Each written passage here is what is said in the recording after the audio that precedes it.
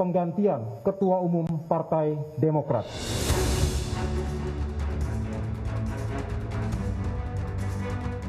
Ketua Umum Partai Demokrat Agus Harimurti Yudhoyono, AHY, mengaku mendapat laporan gerakan pengambil alihan kepemimpinan Partai Demokrat secara paksa dan sistematis dari sejumlah kader.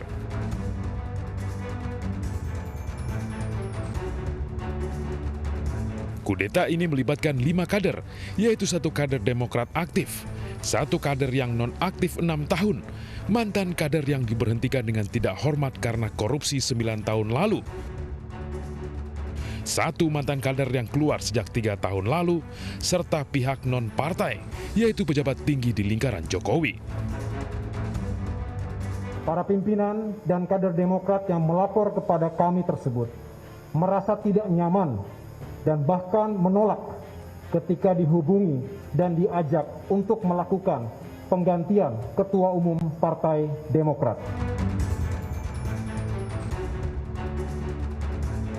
Ajakan untuk suksesi ini dilakukan melalui telepon ataupun pertemuan langsung. Pergantian pimpinan Partai Demokrat dilakukan melalui Kongres luar biasa, sehingga bisa menjadikan Partai Demokrat kendaraan di Pilpres 2024 mendatang. Sementara itu, Kepala Badan Pemenangan Pemilu Partai Demokrat Andi Arief melalui cuitannya menuding Kepala Kantor Staf Presiden Muldoko berada di balik upaya kudeta ini. Menanggapi hal itu, Muldoko yang disebut-sebut sebagai orang dari lingkaran Jokowi di balik gerakan kudeta di Demokrat menegaskan jangan melibatkan Jokowi dalam isu ini.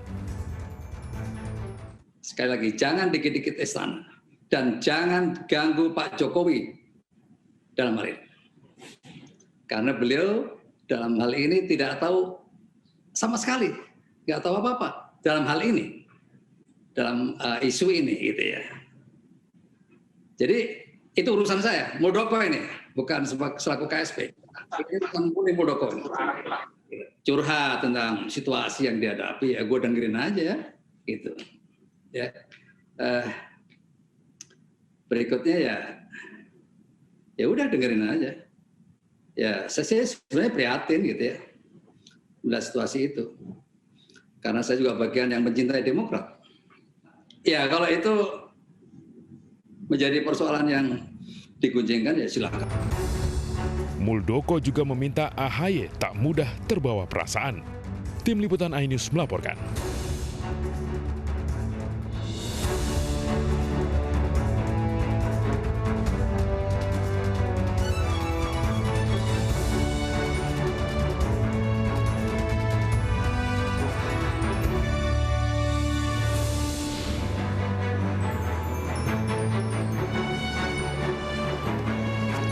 Selamat malam, kita berjumpa lagi di iNewsroom, ruang memperbaharui informasi Anda dengan diskusi yang komprehensif. Saya Latif Sregar. iNewsroom tadi kita buka dengan perseteruan Partai Demokrat dengan Istana. Ketua Umum AHY menuduh orang dalam Jokowi dan beberapa kader Demokrat berencana mengambil alih partai. Tetapi tudingan itu dibantah para senior dan pendiri Demokrat.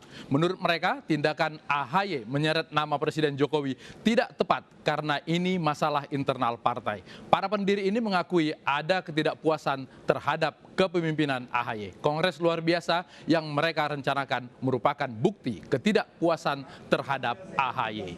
Tema ini akan menjadi pembahasan nanti di iNewsroom. Kemudian di sebelah kiri beliau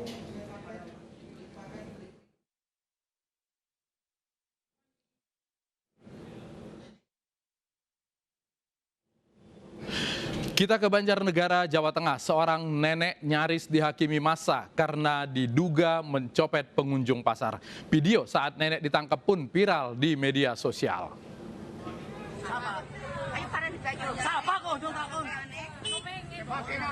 Video ini direkam warga di Pasar Pagi Mandiraja, Banjarnegara, Jawa Tengah saat seorang nenek nyaris dihakimi warga karena diduga sebagai pelaku pencopetan.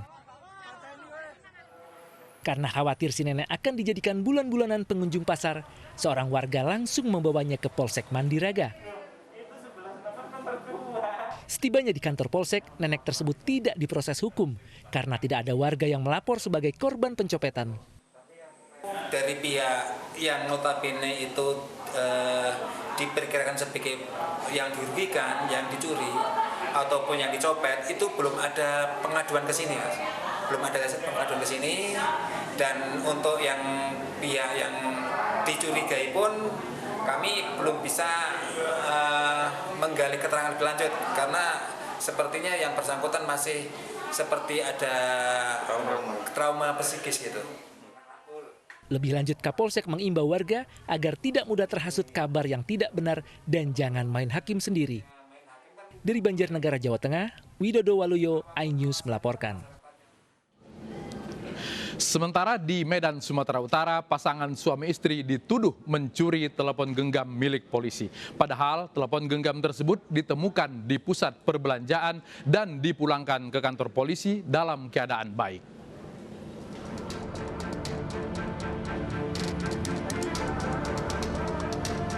Malang benar nasib pasangan suami istri ini.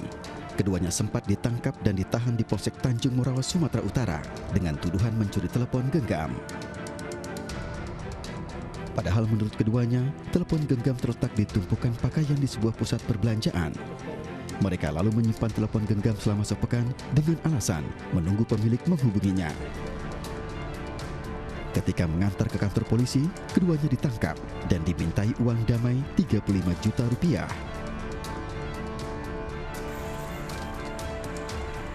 Menurut polisi, keduanya ditangkap karena berdasarkan pemeriksaan, keduanya langsung menghilang begitu menemukan telepon. Ternyata benar dia ada meninggalkan HP di tumpukan celana tersebut, dan ada pasutri yang mengambil, lalu dibawa pergi dari tempat tersebut. Meski tengah meminta keadilan ke Propam Polda Sumut, kasus pencurian ini sudah dilimpahkan ke Kejaksaan Deli Serdang dan siap disidangkan.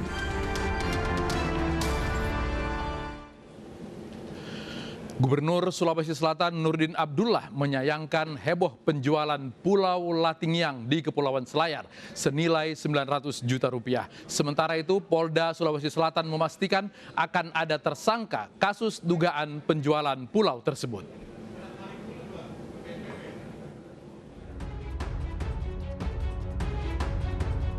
Gubernur Sulawesi Selatan Nurdin Abdullah mengaku belum mendapat informasi terkait penjualan Pulau Lantigiang di Kabupaten Kepulauan Selayar.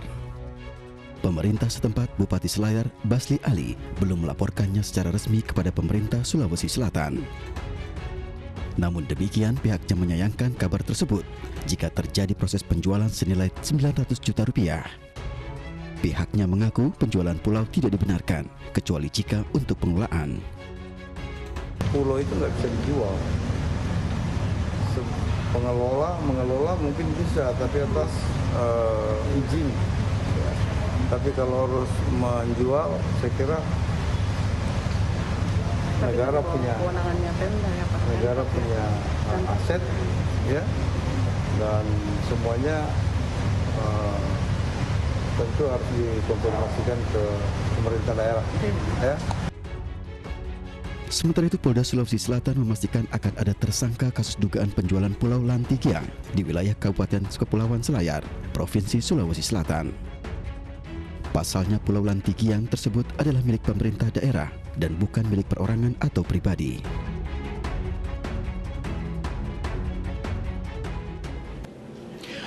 Kapolri Jenderal Listio Sigit Prabowo mengunjungi Kepala Staf TNI Angkatan Darat Jenderal TNI Andika Perkasa di Mabes TNI Angkatan Darat. Dalam kunjungannya, Kepala Staf TNI Angkatan Darat mengajak Jenderal Listio berkeliling di sekitar Mabes TNI AD. Selain lintasan lari, Andika juga mengajak Listio untuk melihat fasilitas olahraga di sebuah ruangan. Andika pun mengajak Listio sesekali mencoba fasilitas olahraga di Mabes TNI AD. Kunjungan ini menjadi sosialisasi Listio ke sejumlah tokoh setelah dilantik Presiden Jokowi. Sebelumnya, Listio sudah berkunjung ke tokoh-tokoh agama, kemudian juga ke Panglima TNI, dan hari ini kepada Kepala Staf TNI Angkatan Darat.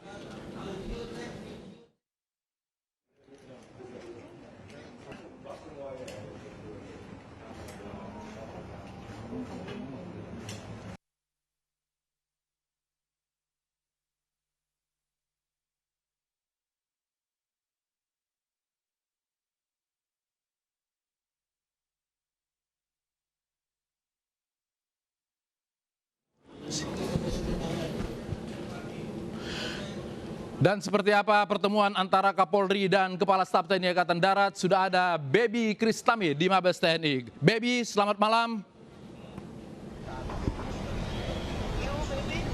Selamat sore Latif dan juga pemirsa. Memang usai dilantik pada tanggal 27 Januari 2021 lalu, Kapolri Jenderal Listio Sigit Prabowo ini menyambangi beberapa markas besar, salah satunya pada hari ini yaitu Mabesat atau Markas Besar Angkatan Darat, di mana tadi Kapolri Jenderal Listio Sigit ini tiba sekitar pukul 17.00 waktu Indonesia Barat dan langsung disambut di gedung utama Mabesat oleh Kasat Jenderal Andika Perkasa, lalu dilanjutkan pula untuk melihat beberapa fasilitas yang ada di gedung Mabesat TNI, dan juga tadi sempat menyambangi di tempat saya melaporkan saat ini yaitu lapangan jogging track yang ada di Mabesat, lalu dilanjutkan pula courtesy call di lantai 2 gedung utama yaitu ruang tamu Kasat Jenderal Andika Perkasa. Di sana sekitar 15 sampai dengan 20 menit courtesy call berlangsung dan juga diakhiri dengan saling menukar plakat baik dari Kapolri kepada Kasat lalu juga sebaliknya, dan juga tadi sempat menyapa media untuk doorstop sebentar. Dari Kapolri Jenderal Listio Sigit Prabowo sempat mengatakan bahwa kunjungan ini untuk meningkatkan sinergitas dari pihak Polri dan juga TNI Angkatan Darat. Semoga kedepannya ini dapat menjadi kesatuan untuk Indonesia yang lebih maju dan juga lebih aman. Kembali ke studio, Latif. Yo, halo. Ya. Kepala Staf. Seorang kurir narkoba jenis sabu antar provinsi diciduk polisi saat berada di dalam angkot. Dari tangannya disita narkoba jenis sabu seberat 300 gram.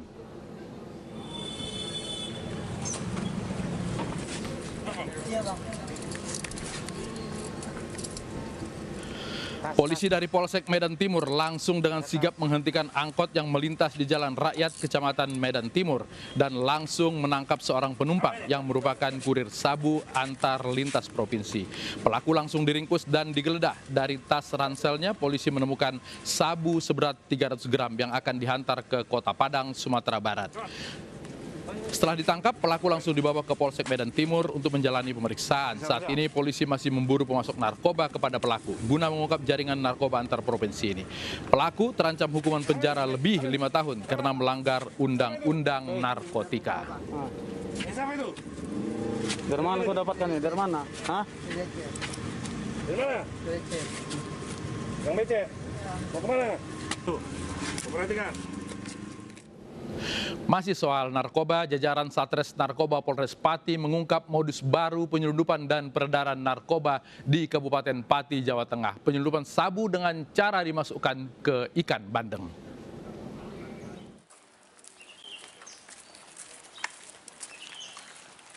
Lima tersangka pengedar narkoba jenis sabu-sabu diamankan jajaran Satres Narkoba Polres Pati, Jawa Tengah.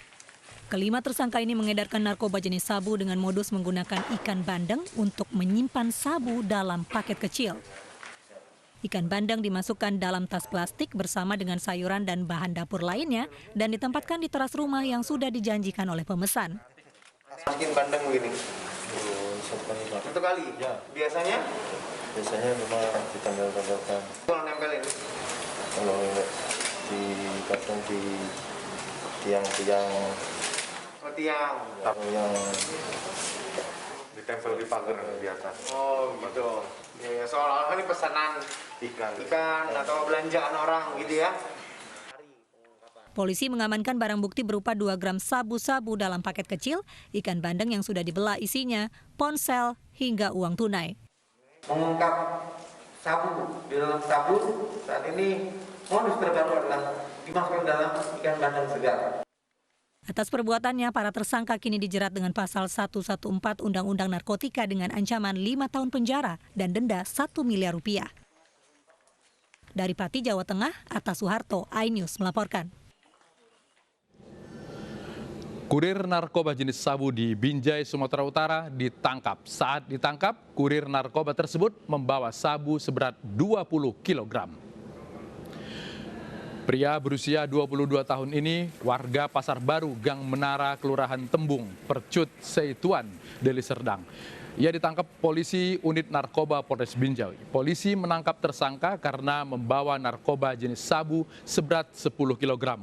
Untuk mengelabui polisi, tersangka membungkus sabu dengan beberapa lapisan.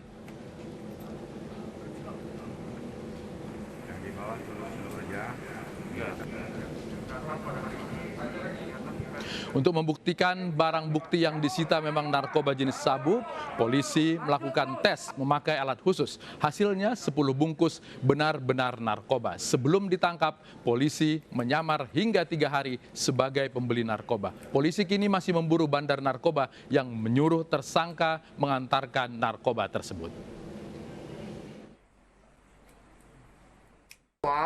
Rencana awal barang ini akan dikirim ke Bandung. Cuman selama dalam pengiriman ada miss lah antara mereka sehingga barang tersebut sempat mampir ke Medan. Setelah itu kami adakan komunikasi dengan bandar tersebut sehingga barang tersebut dibawa ke Binjai. Benarkah AHY akan didongkel dari kursi Ketua Umum Partai Demokrat? Kami akan membahasnya sesaat lagi.